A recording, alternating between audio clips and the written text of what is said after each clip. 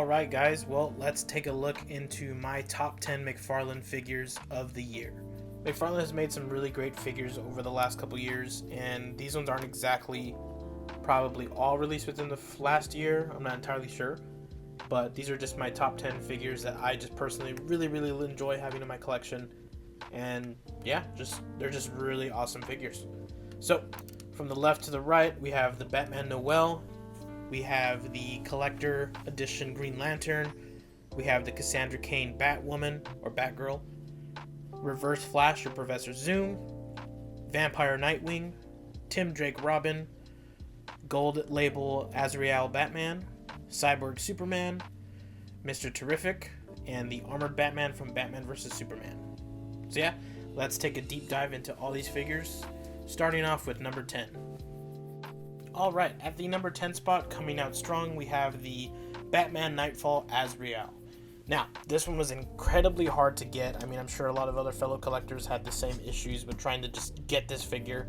But man, oh man, once you get him in hand, he is just awesome. Super fun to play with. He doesn't have the best articulation as you'd want.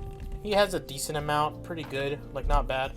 My only gripes with this figure is probably the ab crunch right here.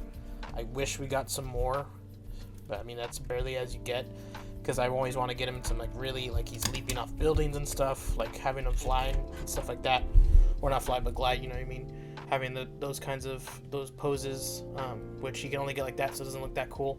Then again, if they re-release this with a cloth cape, that would just make this perfect, which shouldn't be that hard. I mean, they already have this like cowl connection section, so just attach it from right there. That would just make this the creme de la creme, probably number 1 if it did. But yeah, I would do this one at number 10. Super fun to pose with, not that bad. Yeah, let's get to the next figure. All right, in the number 9 spot, we have the Cyborg Superman.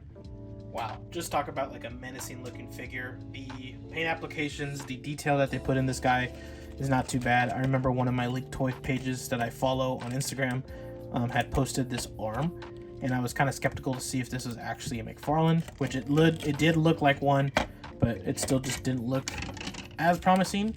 But now to get it in hand, which is pretty crazy. And the cool thing is that this figure isn't that hard to get still. I mean, you could still go get them.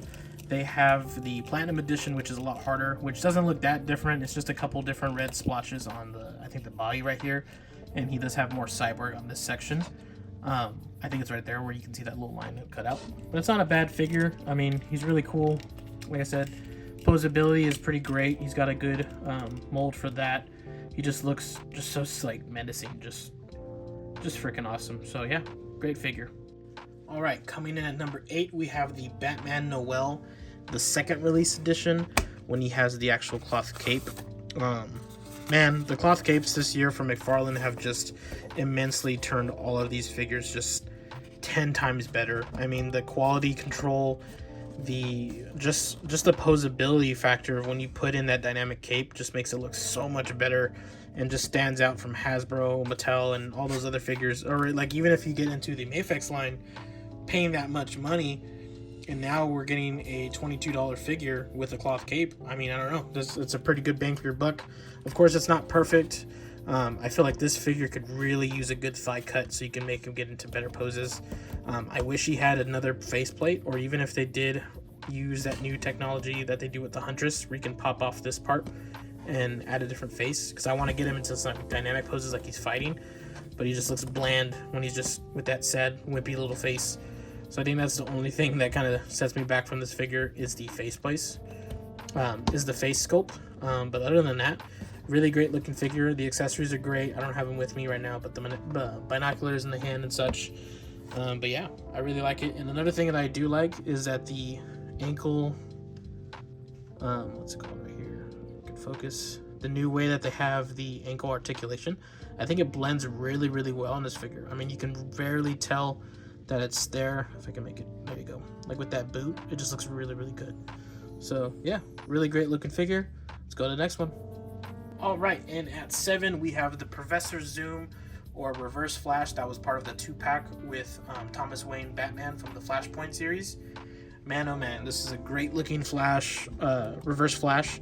The only gripe I have about this dang thing is the stupid wrist articulations. I mean, this one is just super flimsy. I don't know if anyone else has the same issue, but mine is just like, he could just spin, which is not bad of a cool little feature for a Flash, but I don't know. I don't like it. And then just the way they look when you get to certain points. I can make it. Come on. Focus. Yeah, you can see it right there. It just looks so bad. I don't know. It just looks like I don't know. It doesn't look good. So that's my literally only gripe, and that kind of keeps me from having this like almost a #1 figure. Like, the face sculpt is perfect. I love the the hooded effect when you can take it down for the cowl. Everything is just really great. Look at he's got the Flash butt. He's toned, right? Really great figure. Articulation's great. Just my only gripe is just that stupid wrist rotation. Yeah, really awesome figure. The one other gripe I do have, when you place this head sculpt on him, it looks a little small compared to it. When you put it on the body. It just looks like he has a really tiny head. Yeah, so like when you put it on, it just looks like he has a really tiny head. I don't know. Maybe it could just be a little bit bigger, and that would make some more sense with it. But yeah, overall, not a bad looking figure.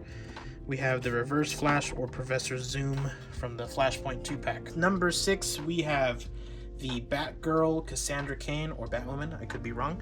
But man, I was not expecting to love this figure as much as I did. I found her at my local Target, which is, I hardly find figures. And in hand, I was just blown away by the amount of articulation you get, and just that dynamic cape just adds so much power to it. And I love the head sculpt. With the like knitted face feature on the mouth. It's a really cool detail. Kind of really cool to the Young Justice look that she gets. But yeah, just a really great looking figure. Articulation is great. I wish we could have got a different grapnel gun, because this one just looks really, I don't know, just looks really boring. If we could have got a cooler looking one, that would have matched it better. But yeah, this is a really good figure. So Cassandra Cain. Right, at our halfway point, we have the Tim Drake Robin. Wow, just look at that thing. The articulation, the new mold that they have for this guy, just really makes this figure a top contender for probably everyone's McFarlane list. Just the cape itself, I love that it's black and the yellow on the inside. The material's a lot thicker too, so it holds its shape, I think, a little bit better. But also just that head sculpt. It's a cool blend between like a realistic and almost animation style face. So I think it blends well for both kind of designs. He could have looked a little bit more real, but I think it's really good in between.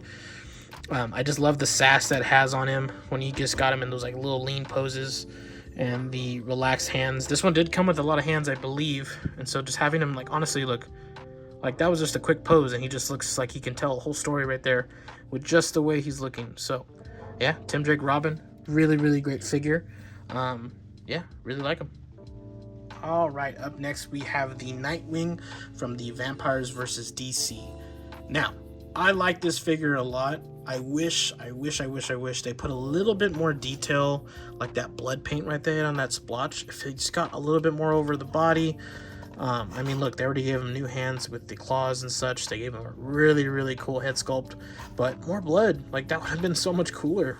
Or even if they did, I don't know if you guys have read the comic. I didn't really read it, but I read it through the podcast or audiobook, and I read listened to the whole story. And Nightwing actually becomes like one of the strongest vampires out of the whole system. And he had a really cool look where it was like almost like a cloak. And if they would have put that version on this Nightwing, I think it would have looked a lot cooler. Like, even if they just put a cloth cloak over this sculpt, it would have looked really sick. But yeah, more blood, maybe some more detail. But other than that, it's a really great figure. Not the 100% fan of this figure as far as the mold goes. I don't like the boots. I don't like those ball hinges. But if you just don't look at that and just look at the top portion, really great looking vampire Nightwing. You can also pass as a zombie too. But yeah, pretty cool. We have the JSA, Justice Society of America, Mr. Terrific. Now, man, this is a really great looking figure. That leather jacket is so sick. I mean, the detail from it just makes it gives this figure just a whole other level of detail. I love the body mold it's on. It's, I believe, the Yeah, it's the classic one that they've been using recently with the new hinges, which aren't too terrible. I know a lot of people don't like it.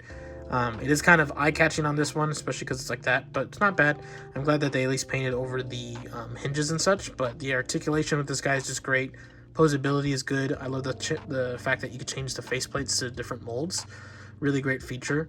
What sucks is that they gave you this, right?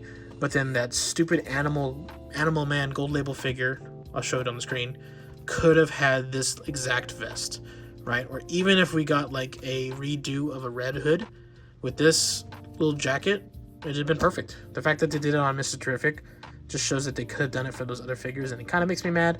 But I don't know. With the new Superman movie coming out and Mr. Terrific being in that, I'm stoked to learn more about this character and such. But yeah, had to get the figure, and he turned out to be really, really cool. Also, I love that he's holding the T-Spear in his hand without having me to try to put that in there and maybe glue it. That's a really cool effect. I like when they put that kind of detail where you don't have to finick with a tiny T-Spear and put it in like that, or like with all the batarangs and such, and that are already too big. This just makes it a lot easier by having it already pre-molded into the hand. So yeah, great looking figure. All right, at the number 2 spot, yes, I know this is 2 figures, which actually kind of works out perfect, is the Green Lantern Collector's Edition figure. Now, with that pack, it actually comes with 2 extra heads. I'm not too sure on these Green Lantern names. I'll put them up on the screen right now. But there's also a Platinum Edition, which I could not find. I kept finding more of this one everywhere, like especially at Best Buys. I would find this edition, but not the Platinum one. So, trying to get a Platinum one. We'll see one of these days. But with this figure, it's just great. I mean, it fixed a lot of people's Green Lanterns displays with the fact of how much parts they love. Like, I love this green, the green ring effect coming out of here out of the hand. Just looks really great. But look at those head sculpts. Like, that's just freaking insane. Really, really great detail. The amount of sass and just mean, menacing looking faces while they're trying to fight crime and stuff. Just look really good. So yeah, I think everybody loves these Green Lantern figures, and I'm sure people are army building them like no tomorrow. But yeah, the Green Lantern Collector's Edition, great figure, lots of articulation, just a perfect clean looking Green Lantern. No gripes about that, and tons of accessories. Just love them. Perfect. And taking the number 1 spot for my McFarlane toy of the year has to go to the Armored Batman from the recently released Batman vs. Superman Dawn of Justice wave. Man, oh man, this figure blew me out of the water. The fact that we have that cloth cape, that just looks so freaking cool. The weathering and everything, I love that it does flow, very relaxing, but the wired cape just makes it seem so much more dynamic. I'll show you with some AI stuff that I tried with this figure. It came out really, really cool. But yeah, this figure's great. The only thing I would just wish it was a little bit more articulated, like some more ab crunch and stuff like that. Yeah, it's just awesome. Maybe if we got like the faceplate switchings where we could change the mouth part, where you can make them kind of like screaming, that would have been cool. But man, this figure's great. Easily, I'm pretty sure, probably a lot of number 1s for most people. Paint application's great. He looks solid. I love that when you change angles of the light, like if you look at his leg, the metallic from the metal just looks really, really good. The eyes look almost like they're lighting up the whole time like they are in the movie. It's just a great figure. So yeah, Armored Batman from the Dawn of Justice Batman vs. Superman wave.